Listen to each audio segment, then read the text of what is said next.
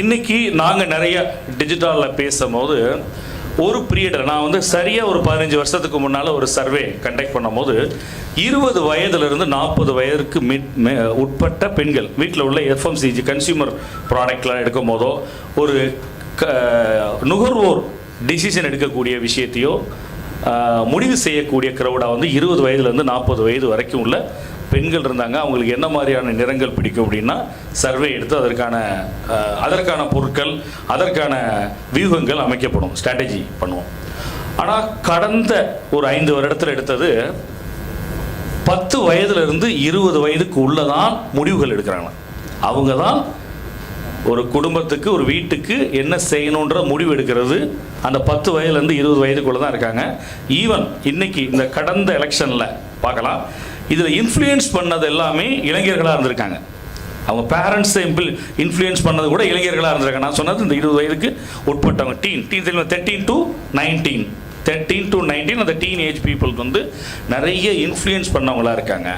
இவங்க எதுலலாம் கன்சியூம் பண்ணுறாங்கன்னா இவங்கெல்லாம் டிஜிட்டலில் தான் இருக்காங்க எல்லாருமே. ஏன்னா உங்களுக்கு தெரியும், அடுத்த 2025 டேட்டா படி உலகின் அதிகமான இளைஞர்கள் இருக்கக்கூடிய நாடு இந்தியா. 29 வயசு ஆவரேஜ் ஏஜ் அப்படி இருக்குது. அப்போ இவங்க கன்சியூமர் எங்கே இருக்காங்கன்னா இதை கன்சியூம் பண்ணுறவங்க, இந்த டேட்டா கன்சியூம் பண்ணுறவங்கலாம் இருக்காங்க. 144 மேலே கேரக்டருக்கு மேலே நீ எதுவுமே பேசினா கேட்கறதுக்கு ரெடியாக இல்லை அப்படின்றாங்க. ஏன்னா இதெல்லாம் நடக்குது அன்றாடம். நான் வந்து ஏதாவது சின்ன வயசில் சேட்டை பண்ணால் எங்கள் அப்பா கூப்பிட்டு தாத்தாட்ட காமிப்பார், தாத்தா திட்டுவார்ப்பான்னு சொல்லுவார், அப்படியான்னு பயப்படுவோம். ஆனால் இன்றைக்கி நம்ம வீடுகள்லேயே நீங்கள் பார்க்கலாம், நீங்கள் ஏதாவது ஒரு சின்ன விஷயம் நடந்துச்சுன்னா வா என்ன அட்வைஸ் பண்ண போறியா, 1 மணி நேரம் பேச போறியா, இனிமேல் நான் செயலே நீ விட்டுரு அப்படின்னு ஓடிடுறாங்க. ஏன்னா நாங்கள்லாம் இங்கே பார்க்குறோம் இன்றைக்கி.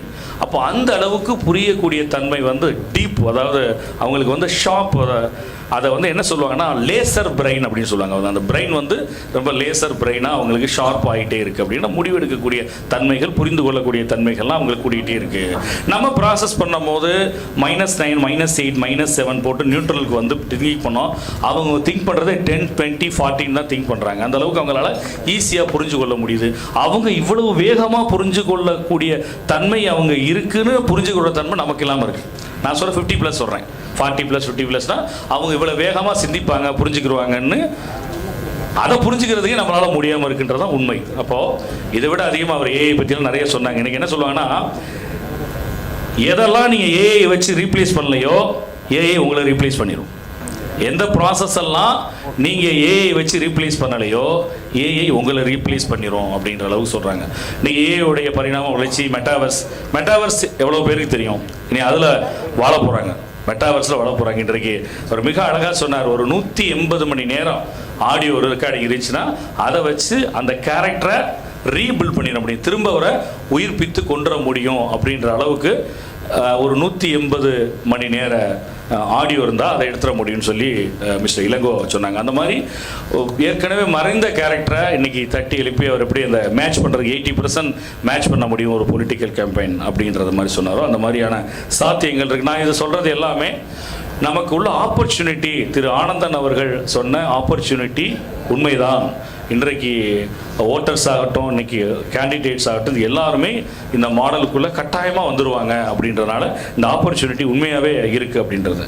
ஆனால் ஒரே ஒரு விஷயம் நான் நினைக்கிறேன், கண்டிப்பாக நான் ஏற்கனவே சில நண்பர்கள்ட்ட இதை வேலிடேட் பண்ணி அவங்க பயந்த மாதிரியான இந்த ஒரு நிலை இருக்குன்றது உண்மை. திரு ஆனந்தன் அவர்கள் பேசும்போது நான் நிறைய நண்பர்கள்ட்ட இந்த மாதிரி ஃபோரம் ஆஃப் டிஜிட்டல் பாலிடிக்ஸ்ன்னு இருக்குது, அதை பற்றி நீங்கள் என்ன நினைக்கிறீங்க, அதில் ஜாயின் பண்ணுறீங்களா அப்படின்னு பேசியது சரிதான். அப்போ தயங்குனதும் உண்மைதான். இன்றைக்கி அந்த மாதிரியான ஒரு நிலைமை இருக்குது. ஆனால் இந்த நிலைமை நிறைய மாறணும். நியூட்ரல், அதாவது இவங்க ஒரு சர்வீஸ் ப்ரொவைடர், அவங்க எப்படி ஒரு பிளாட்ஃபார்ம் இருக்குது, ஒரு தொலைக்காட்சி இருக்குது, ஒரு வானொலி இருக்குது. இன்றைக்கு ட்ரெடிஷ்னல் மீடியா அப்படின்ற பழைய மீடியாக்களில் செய்தித்தாள்கள் இருக்குன்னா அந்த செய்தித்தாள் வந்து எல்லாருக்கும் காமன், எல்லா கட்சியும் எல்லா அமைப்பும் அவங்களுடைய விளம்பரத்தை அவங்களுடைய கருத்துக்களை இதில் சொல்லலாம் அப்படின்ற மாதிரி இதில் ஒர்க் பண்ணக்கூடிய ப்ரொஃபஷனல்ஸு டெக்னீஷியன்ஸு இவங்க எல்லாமே வந்து காமன். இன்றைக்கு ஒரு கட்சிக்கு ஒர்க் பண்ணுவாங்க, ஒரு தொகுதியில் ஒரு கட்சிக்கு ஒர்க் பண்ணுவாங்க. அதே சர்வீஸ் ப்ரொவைடர் வேறு கட்சிக்கு வேறு தொகுதியில் ஒர்க் பண்ணலாம்.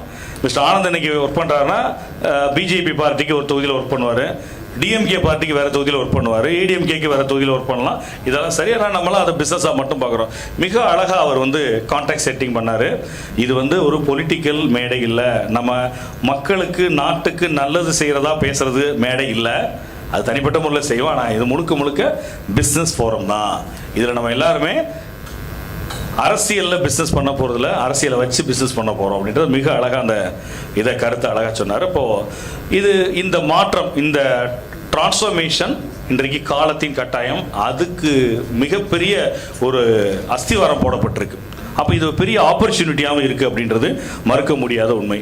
ஏன்னா இன்றைக்கு எல்லாருமே பர்சனல் பிராண்டிங்கை நோக்கி போகிறாங்க. தெரியும், நான் நிறைய ஸ்டார்ட் அப்போட ஆண்டர்பிரினர் மத்தியில் பேசுகிறது, நிறைய ஆண்டர்பிரினர் டெவலப் ஆகிட்டே இருக்காங்க. உங்களுக்கு தெரியும், நம்ம தமிழ்நாடு மிகப்பெரிய இடத்துக்கு வந்திருக்கு. இன்றைக்கு வந்திருக்கக்கூடிய கவர்மெண்ட் வந்ததுக்கப்புறம் அவங்க ஸ்டார்ட் அப் டிஎன்னை முன்னெடுத்து திரு சிவராஜா ராமநாதன் அவர்கள் என்னுடைய நண்பர், அவர் அதோடைய சிஓவை பொறுப்படுத்ததுக்கப்புறம் மிகப்பெரிய இடத்துக்கு முன்னேறி start up ecosystem entrepreneur development வந்திருக்காங்க.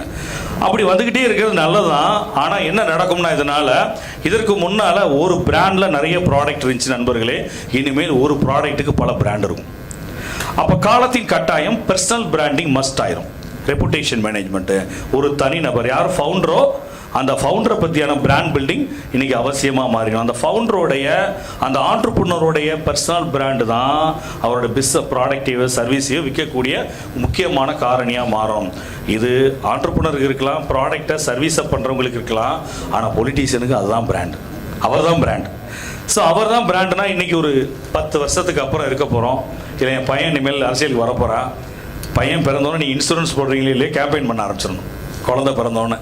அந்த அளவுக்கு இன்றைக்கி அந்த பர்சனல் பிராண்டிங்கை பில்ட் பண்ணுறது அவசியமாக இருக்கும். சோசியல் மீடியா அதுக்கு மிகப்பெரிய காரணியாக இருக்குது. முன்னால் உள்ள மீடியாக்கள் வேற மாதிரி இருக்கும், இன்றைக்கி சோசியல் மீடியா. அட்வர்டைஸ்மெண்ட்டுக்கும் பப்ளிசிட்டிக்கும் வித்தியாசம் சொல்ல முடியுமா? விளம்பரப்படுத்துவதற்கும் பிரபலப்படுத்துவதற்கும் உள்ள வித்தியாசம் யார் சொல்கிறேன்? Please sir. நாம பண்ண விளம்பரம், நமக்கு நீங்க பண்ண பப்ளிசிட்டி. கொஸ்டின் அவுட் ஆயிடுச்சு. ரைட். அதான் நான் ரொம்ப நல்லவன் அப்படின்னு நான் சொன்னால் அது விளம்பரம். ஆனந்தன் சார் ஜேகே முத்து ரொம்ப நல்லவர்னு சொன்னால் அது பப்ளிசிட்டி. அட்வர்டைஸ்மெண்ட்டுக்கும் பப்ளிசிட்டிக்கு வித்தியாசம். அப்போ இந்த சோசியல் மீடியா ஏன் ரிவ்யூ நிறைய ஒர்க் ஆகுது, ரேட்டிங் ரிவ்யூ இதெல்லாம் ஒர்க் ஆகுது, கமெண்ட்ஸ் ஒர்க் ஆகுது, லைக் இதெல்லாம் நம்ம ஏன் சொல்கிறோம்? ஷேர் பண்ணுறது ஏன் லைக் பண்ணி ஷேர் பண்ணி சொல்கிறோம்னா மற்றவங்க நல்லா இருக்குன்னு சொல்கிறாங்கன்றது தான். அப்போது இன்றைக்கி இந்த தலைமுக்கு ஒவ்வொரு பொலிட்டீஷியனுக்கும் அதில் ஒர்க் பண்ணுற எல்லாருக்குமே இந்த சோசியல் மீடியா டூல் மிக பெருசாக யூஸ் ஆகிட்டு இருக்கும். தெரியும், இன்ஸ்டாகிராம், இந்த யூடியூப்பில் ஷார்ட்ஸு, ரீல்ஸு, நான் முன்னாடி சொன்னதான் 144 கேரக்டருக்குள்ளே எல்லாத்தையும் சொல்ல வேண்டியிருக்கு. அது இல்லைன்னா 59 செகண்டில் எல்லாத்தையும் நம்ம பேச வேண்டியிருக்குன்ற மாதிரி. இப்போ அதை காலத்தின் கட்டாயமாக நம்ம பயன்படுத்த போகிறோம் அப்படின்றத முன்னாடி சொன்னதான்.